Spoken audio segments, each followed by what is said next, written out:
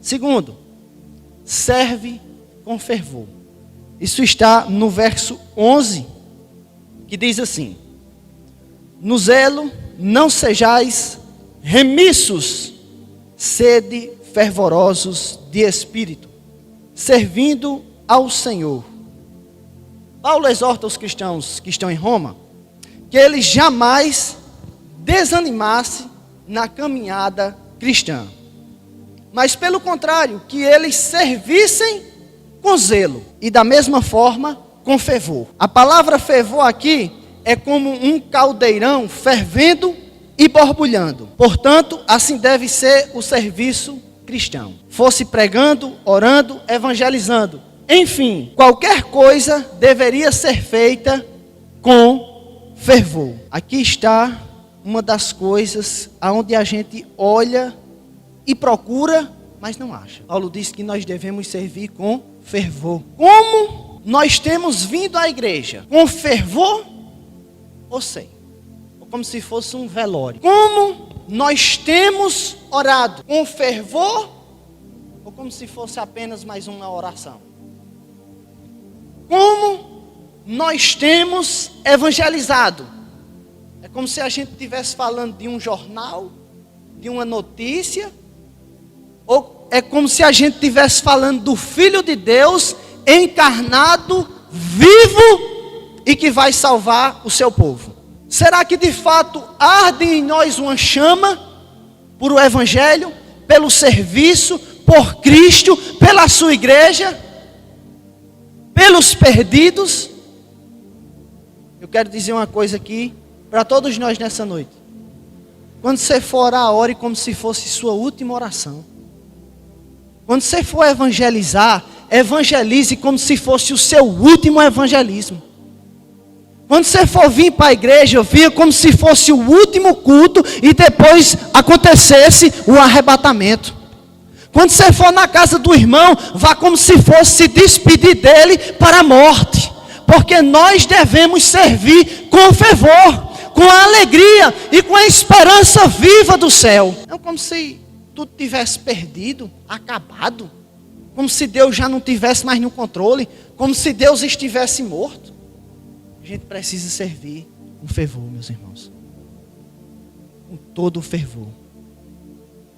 Presta atenção no verso 12, que ainda dentro desse contexto, Paulo vai falar 3 coisas. Verso 12.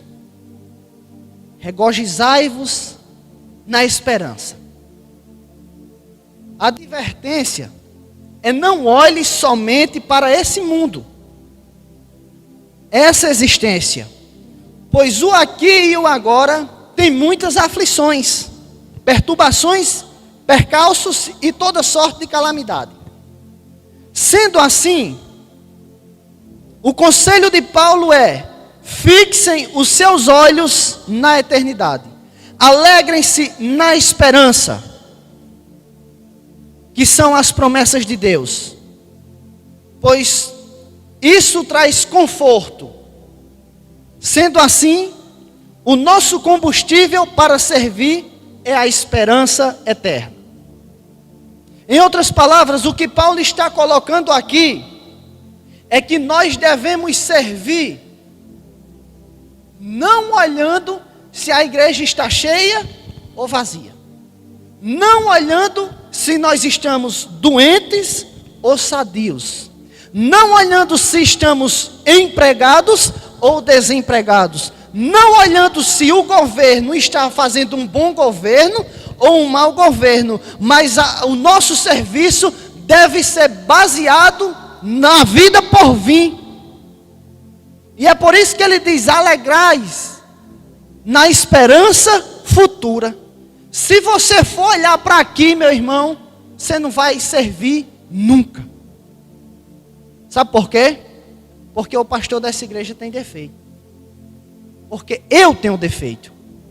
Porque nós somos defeituosos, pecadores, incapazes. E se a gente for fazer uma análise, a gente mesmo, nós fazemos tantas coisas erradas, vemos tantas coisas erradas no meio do povo de Deus em geral, tantos escândalos, percalços, mentiras, blasfêmias e toda sorte de calamidade. Se a gente for olhar simplesmente para isso, jamais a gente vai servir a Deus como deveria. Mas sabe como é que a gente tem que servir a Deus? Jesus já preparou um lugar para mim. O meu Senhor morreu. O meu Senhor disse que um dia iria voltar, iria me levar, e disse que queria ficar perto de mim. Essa é a nossa esperança. É nisso que o nosso serviço é baseado. Só assim a igreja vai triunfar, nós vamos triunfar. Só assim o nosso serviço será purificado, olhando para a eternidade. Segundo, sede paciente na tribulação. Paulo está pedindo para que seus leitores tenham paciência. E como ter paciência na tribulação? Olhando para a esperança futura. E além disso, sabendo que Deus é soberano e controla todas as coisas. Isso está claro em Romanos 9, isso está claro em Romanos 10, isso está claro em Romanos 12, isso está claro em toda Escritura. Sede paciente na tribulação. Por que nós devemos ser pacientes? Porque Deus é o Senhor, meu irmão. Tudo está em suas mãos. Porque Ele fez promessa para a sua igreja. Porque Ele fez promessa para o seu povo. E é isso o que deve nos tranquilizar. A gente vê um governante subir ao poder e às vezes a gente se alegra, né? Eita, agora vai ficar bom o negócio. E antes, Deus não estava no governo, não? No controle? Agora vai mudar de pastor. Você vai jogar a sua esperança em um homem falho? Ou você vai ser paciente na tribulação porque Deus é o Senhor? A minha esperança, a sua esperança está firmada na igreja ou no Senhor da igreja? Nós devemos regozijar na esperança futura. Nós devemos ser pacientes na tribulação. Porque Deus é o Senhor da igreja.